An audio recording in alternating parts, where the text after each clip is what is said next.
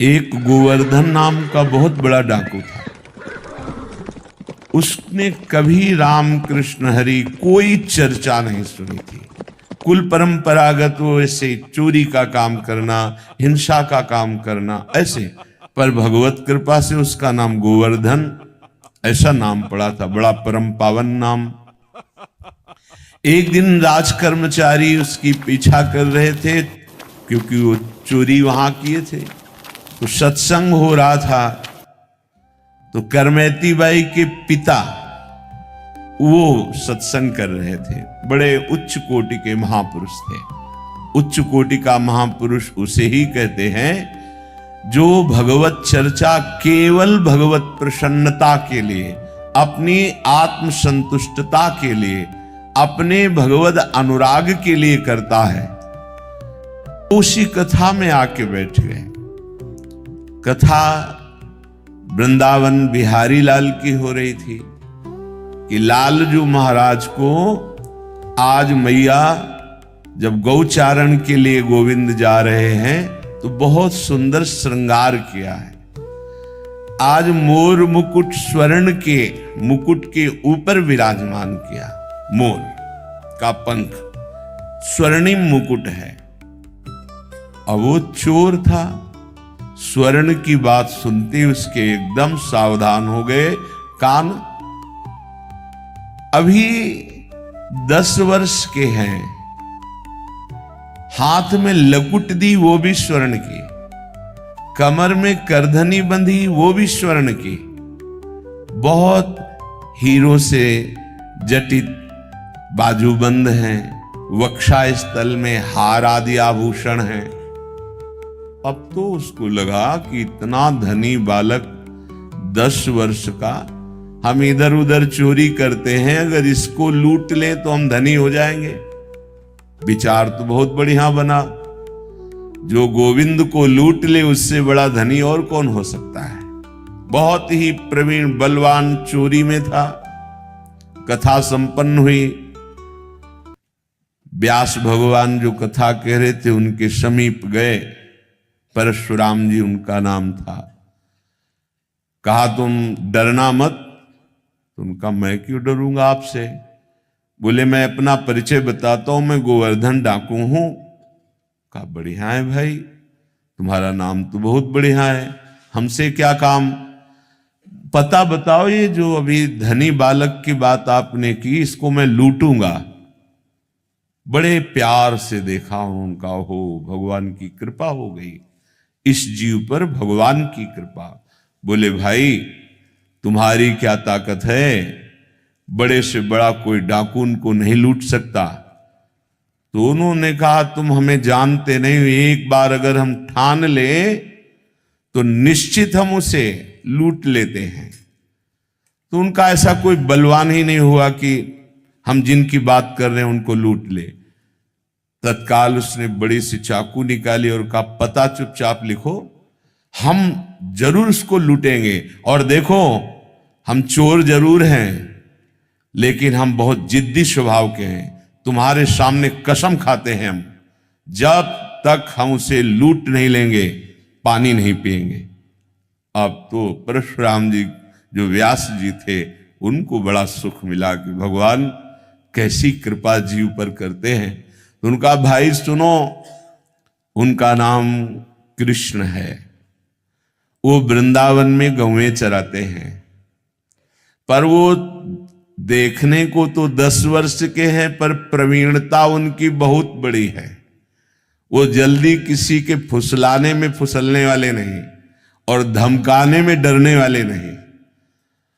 तुमने ठान लिया इसलिए मुझे लगता है तुम लूट सकते हो, क्योंकि जो ठान ले, निश्चय कर ले, तो ये दुर्लभ नहीं है, फिर ये मिल सकते हैं। उसने कहा पक्का, पर मुझे नाम पता नहीं, याद रहे कि ना रहे, नाम बताओ। तो उनका सहज सरल नाम का श्याम सुंदर है। श्याम सुंदर, श्याम सुंदर, वृंदावन में श्याम सुंदर, वृंदावन में श्याम सुंदर। भजन बनने लगा। देखो सत्संग का प्रभाव देखो। भगवत मिलने के लिए कमर कस ली, भगवान का साक्षात्कार करने के लिए अनजाने में शपथ खा ली, जब तक देखूंगा नहीं पानी नहीं पीऊंगा। जब चलने लगे तो परशुराम जी ने कहा, भाई आखिरी उपाय मैं बता देता हूं, जब तुम्हारा बल ना चले तो देखो अभी हम लाते हैं हमारे घर में ठाकुर को भोग लगाने के लिए माखन मिश्री है, और उसको ये बहुत प्यारा है माखन मिश्री। जब वो तुम्हारी घुड़की से, तुम्हारी चतुरता से ना लूटे तो फिर प्यार से तुम उसे लूट सकते हो। ये माखन मिश्री खवाना और लूट लेना। हाँ, ये बात तो ठीक है, माखन मिश्री भी रख ली। पैदल वहां से चला वृंदावन के लिए। वृंदावन श्याम सुंदर, वृंदावन श्याम सुंदर। कैसी भगवान की कृपा होती है।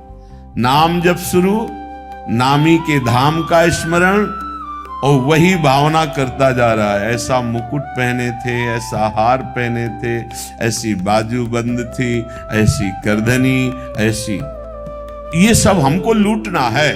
बड़ा प्रसन्न, पानी भी नहीं पिया।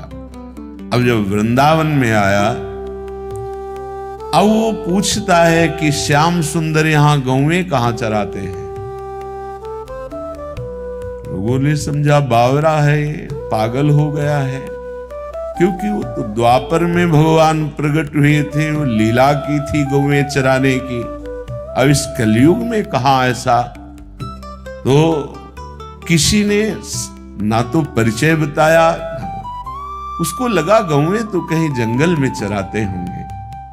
तो ब्रजमंडल में जहां जहां लता पता वृक्षों के समुदाय, वहां देखता तो गौएं दिखाई देती, पर वहां कहीं जैसा परिचय बताया था वैसा गोप चरवाहा नहीं दिखाई देता।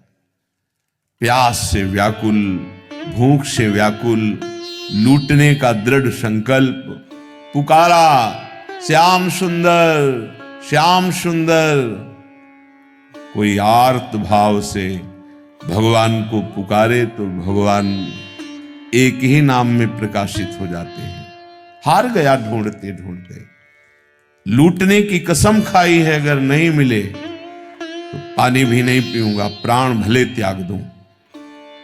जहां ऐसा समर्पण, और जो हार गया तो उसके हृदय में आर्त भाव आ जाता है। श्याम सुंदर। दृश्य बदल गया।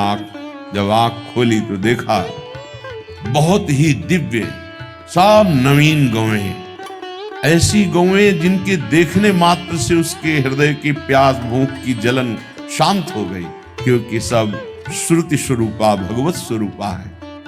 और उनके मध्य में जैसा कथा में सुना था वैसा ही प्रभु को देखा। सोचा ये तो बालक है, सखा लोग, ये हमारा क्या कर लेंगे। गया श्याम सुंदर। प्रभु बहुत मुस्कुराकर नेत्र नचाते हुए देखे। हाँ जी, इधर आओ, हमें तुमसे बात कर ली। तो सखाओं से कहा, भाई तुम खेलो, ये मेरा नया अतिथि आया है, इसका हम स्वागत करते हैं। ये सब दिव्य लीला सत्संग में दृढ़ भाव, सत्य भाव करने के कारण बड़ी जल्दी प्रकाशित हो गई।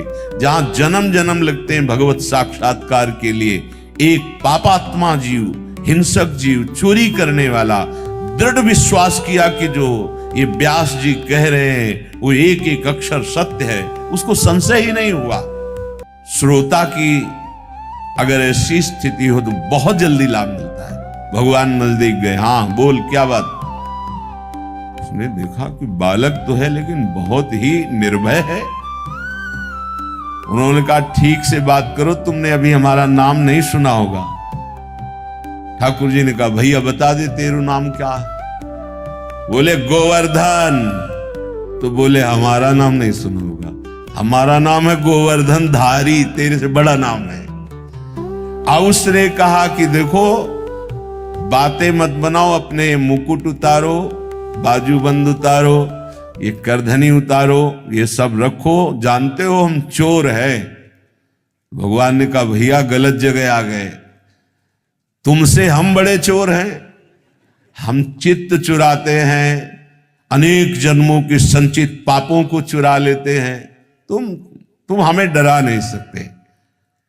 उसको बहुत प्यास भी लगी थी, भूख भी लगी थी। उसने सोचा कि आखिरी वाला दांव, ये बहुत प्रवीण बालक है, जैसा पंडित जी कह रहे थे कि भयभीत भी नहीं होगा और फुसलाने में आ सकता है। अब तो माखन मिश्री निकाली और कहा, लाला एक माखन मिश्री खा लो। प्रभु ने देखा, अच्छा तुम मुझे माखन मिश्री पवाना चाहते हो?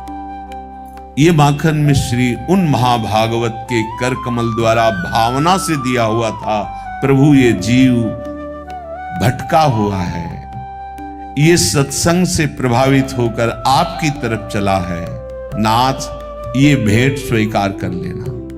भगवान ने वो माखन मिश्री की, अरे ये परशुराम महाभागवत के द्वारा दी हुई, भगवान ने पाया और उसे कहा, सुन तूने भी नहीं पाया ना, थोड़ा पाले। उसने कहा, मुझे ये नहीं पाना, मुझे अपने आभूषण उतार। एक बार तू थोड़ा पाले धैर्य पूर्वक, मैं स्वयं आभूषण उतार के दे दूंगा। मेरी मैया के पास ऐसे ढेर सारे आभूषण हैं, तू और कहेगा तो तुझे और दे दूंगा।